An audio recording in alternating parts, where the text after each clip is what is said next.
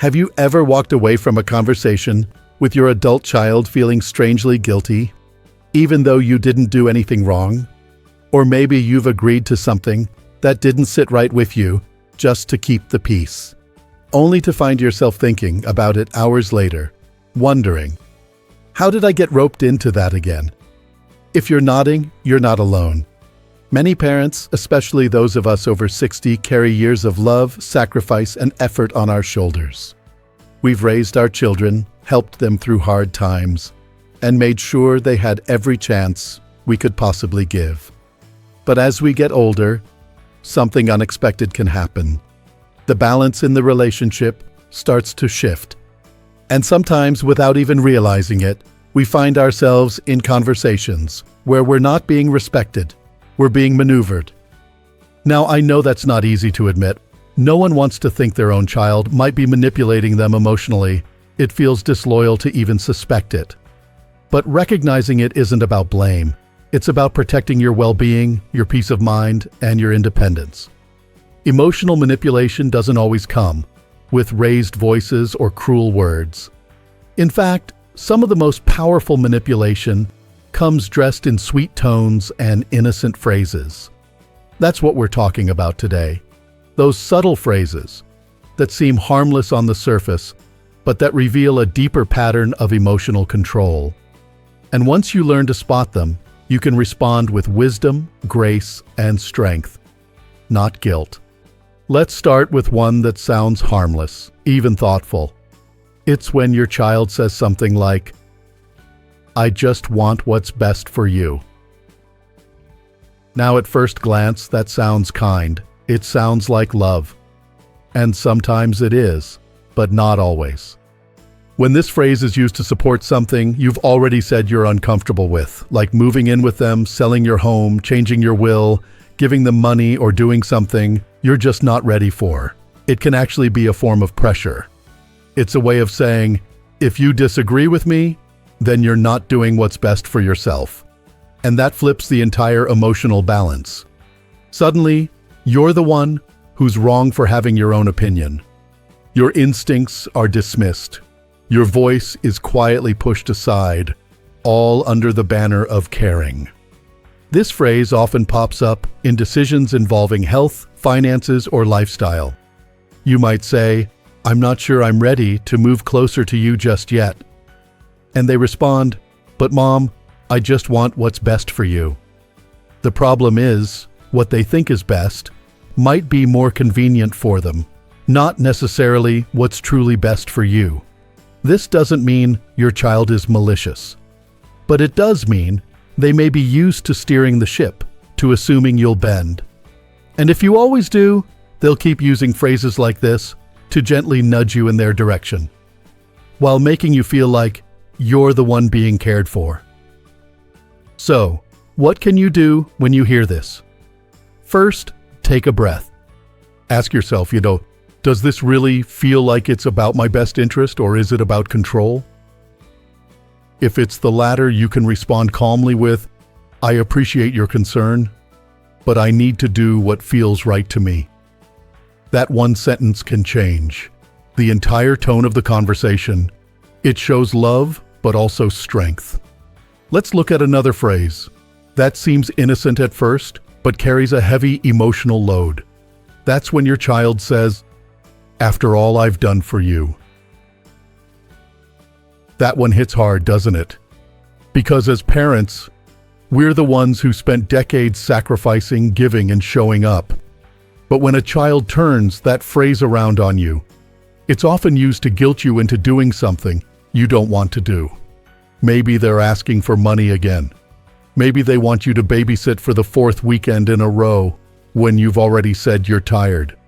Maybe they're trying to convince you to co-sign something or change something legally. And when you hesitate, they sigh and say, "After all I've done for you." It sounds like a reminder, but it's actually a hook, a guilt hook. And once it's in, it pulls at your sense of duty, your parental identity, your desire to be seen as loving and generous. But guilt is not love. And doing something under emotional pressure, especially from someone you've raised, isn't kindness. it's submission. Here's something to remember. Your past support of your child, your time, money, encouragement, and love was never alone. You didn't raise them so they could pay you back with obedience, or so they could keep a running tab to pull out when they want something. You gave because you loved them. But love must go both ways. When you hear, "After all I've done for you," it's okay to pause. It's okay to say, "I've always helped you because I care, but I don't want that used against me." That simple boundary recenters the relationship. Now, sometimes emotional manipulation isn't about guilt, it's about confusion. That's where the next phrase comes in. "You're just being too sensitive." This one stings because it undermines your emotions. It suggests that your reaction, not their behavior, is the problem. Maybe you express that you felt dismissed during a family dinner, or you bring up something that hurt your feelings. Instead of hearing you out, they shrug and say, "You're just being too sensitive." In that moment, they're not listening. They're not respecting your emotional reality. They're rewriting it. And it can be incredibly disorienting. You begin to wonder, am I overreacting? Did I imagine it? That's exactly how emotional gaslighting begins. Not always intentionally, but the result is the same. You begin to doubt your own instincts. But here's what I want you to remember. Your emotions are valid. If something hurt, it hurt. Period. Someone else doesn't get to tell you how to feel. And the truth is, dismissing your sensitivity is often a tactic to avoid accountability. When this phrase comes up, try responding with something like, "Maybe I am." You don't have to argue. You don't have to convince. You just calmly affirm your truth. That's what emotional strength looks like. As we grow older, our tolerance for emotional games naturally declines. And that's a good thing. We've earned the right to say what we feel, to hold our ground, and to be treated with the same care and respect we've given others for decades. You are not too sensitive and for expecting kindness. You're just not willing to be mistreated anymore. And let me tell you something, there is great peace in that. Sometimes it doesn't come in the form of guilt or gaslighting. It's something even sneakier.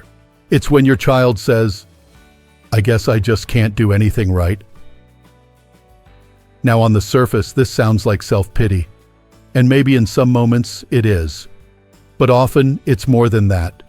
It's a clever way to flip the script. You might have brought up something that bothered you, maybe how they spoke to you in front of the grandkids, or how they forgot to call on your birthday. And instead of listening, they collapse into a puddle of, "I guess I'm just a horrible child, right?" And suddenly, the conversation isn't about your hurt feelings anymore. It's about their fragile ego. You find yourself comforting them, reassuring them, telling them they're a good person. But deep down, you're left feeling unseen and unheard. This kind of response is a subtle form of emotional deflection. Instead of owning their behavior, they shift attention to their own woundedness. And if you've spent your life as the caretaker, the fixer, the emotional anchor, then this tactic is especially effective on you, because your first instinct is to nurture, not to confront. But nurturing can't come at the cost of emotional honesty. If you're always the one giving reassurance, if your needs always come second to their reactions, then it's not a relationship. It's a one-way street, and you deserve more than that. The next time this phrase shows up, take a step back. Let the silence hang for a moment. Then gently say, "That's not what I said. I just want to be able to talk honestly, without it turning into self-blame or drama." Can we do that? That one sentence lets them know, I'm still me, I still love you, but I won't be emotionally detoured anymore. The truth is, emotional manipulation isn't always loud. In fact, one of the most controlling phrases a child can use sounds perfectly polite. It's when they say, "I'm just trying to be honest with you." Now, honesty is a beautiful thing. It's essential for any healthy relationship. But some people use the word honesty as a shield for harshness, criticism, or cruelty. Have you ever had your child say something that cut deep about your appearance, your decisions, your independence? And when you reacted, they replied with, "I'm just being honest"? That's not honesty, that's weaponized truth, or at least a version of it. Because true honesty doesn't wound without care. It doesn't dismiss your dignity. It comes with empathy, timing, and respect. When someone says something hurtful and hides behind the idea that they're just being honest, what they're really saying is, "I want to say what I want without consequences." And that's not okay. As we get older, we sometimes feel pressured to accept things we don't like, to stay quiet, to avoid being seen as difficult. But let me remind you of something. You've earned your voice. You've earned the right to protect your peace. So when this phrase shows up, you might respond with, "I'm always open to honest conversations, but tone and timing matter too. I want to feel respected when we talk." That's not being dramatic. That's setting a healthy standard. And if they don't like that standard, it says more about them than about you. One of the reasons these phrases are so effective is because they don't look like manipulation at first. They look like caring, or self-reflection, or honesty.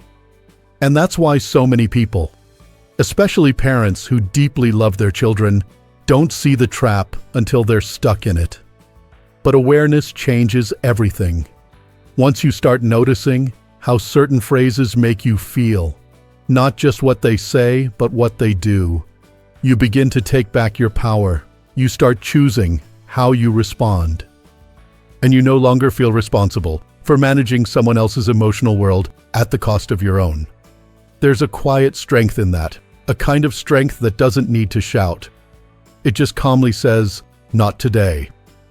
And while it might feel strange at first, holding that boundary becomes easier each time you practice it. You realize your relationship doesn't have to be one-sided. You're not here to be emotionally drained day after day. You're not here to be the emotional shock absorber every time someone else struggles to take responsibility. You're here to live the most peaceful, empowered chapter of your life. And that starts with recognizing which words pull you off center and choosing not to follow them down that path. Because here's what no one tells you when you hit 60 and beyond. Your emotional energy is one of your most precious resources. And protecting it isn't selfish. It's wise, it's necessary, and it's a gift to yourself and to those who truly love you. When your child speaks to you in ways that feel manipulative, it doesn't mean you stop loving them. It means you stop enabling patterns that leave you feeling small, confused, or guilty. You can love someone and still say no. You can be compassionate and still set limits. You can be a good parent and still expect to be treated with respect. And the beautiful thing is, when you live with that kind of emotional clarity, your entire world changes. Not just your relationship with your children, but with yourself.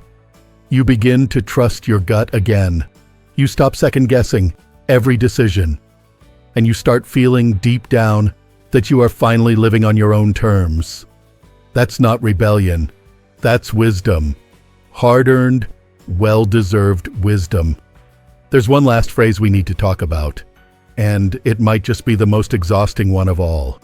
It's when your child says, "Fine, do whatever you want." Now, those 5 words might not seem like much, but if you've heard them before, you know the real weight they carry. It's not permission, it's punishment. The tone is cold, the message is clear. They're not actually giving you freedom. They're punishing you for using it. It usually comes after a disagreement. Maybe you decided not to follow their advice, or you set a boundary they didn't like.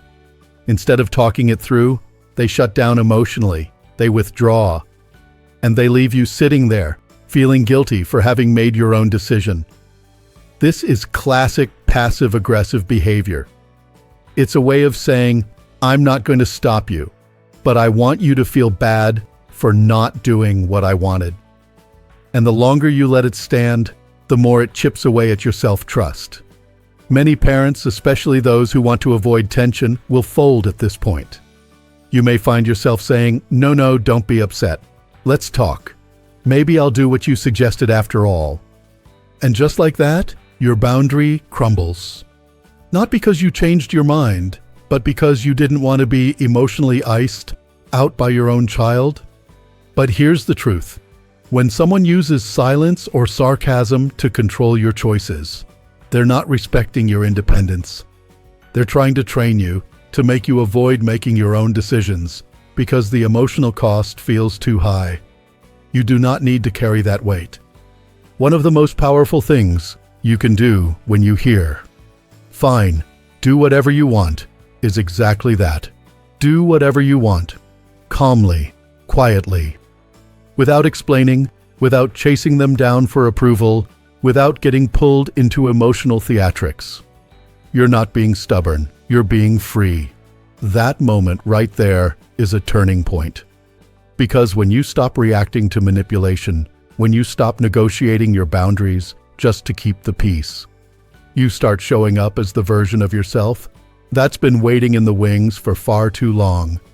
The version that no longer says yes out of fear. The version that doesn't tiptoe around adult children who should know better. The version that honors her own peace first. And I want to remind you, that doesn't make you cold. It makes you clear. Clarity is a gift, not just to yourself, but to your relationships. It says, here's who I am, here's what matters to me, and here's how I expect to be treated. That kind of strength doesn't push people away. It draws the right ones closer. Because when your children see you standing strong, not from anger, but from grounded self-respect, it invites them to step into that same maturity.